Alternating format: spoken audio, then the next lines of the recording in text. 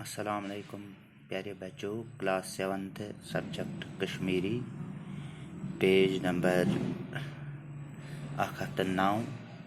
लेसनस नाव सानि तारीखी के हवाले। रात पर्यो अड़हना तो आज परो बाकी हना। बम्बर तो लोलर 1503 कलजुक सनस मज बनो कशीर हुंद बादशाह यस नाव ओस बम्बर। हसन शाह तवारीख दान लेखान जे अमिस पेतर बेन लोलर। बम्बर ओस लर सत नेथर यछान करन, मगर यहंद मजहब किन बन्याव न ते।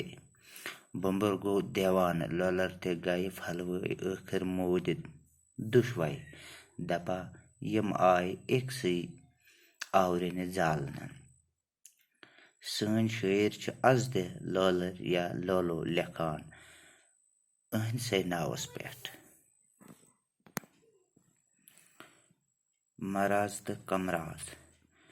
कशीर मज ओस अख बादशाह सुंद यमान।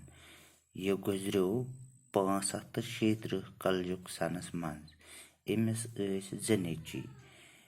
अकिस ओस नाव कामन देव तो दोयमिस ओस नाव मरहन देव। मल सिंद मरन पत बगरो यमो बारनो सल्तनत।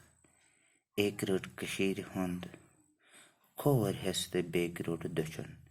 कामन देव आव खोर हिस तो मरहन देव दछुन। कामन देव सिंद हिस पेव नाव कामराज तो मरहन देव सिंदिस हिस्सस मराज। यम ज लफज छ आज ते चलान। कशीर हंदिस शुमाली हिस्सस छ कामराज वनान तो जनूबी हिस्सस मराज। कशीर रेत। शाह मिर्जा येल 734 हिजरीस मज तख्तस ब्यूट, नाव थोन सुल्तान शमसुद्दीन। अम कोर कशीर शन शुरू। यह सुल्तान सदरुद्दीन यमिस गोडनुक नाव रिंचन शाह ओस सिंध तख्तस बेहन पेट यानी 725 हिजरी पेट शुरू करना आव। यह सन रोद मुगल ओहदस ताम चलवन।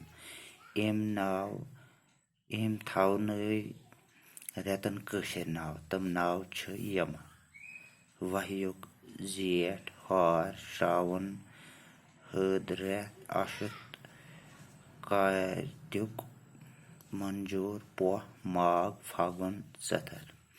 गामन मज छ यमन रेतन हंद नाव वन चलान, मगर सन न की। ब्रोह काल यम सन मौजूद प्रथ 3 वहर 1 वहरी 3 मोस त्रावान।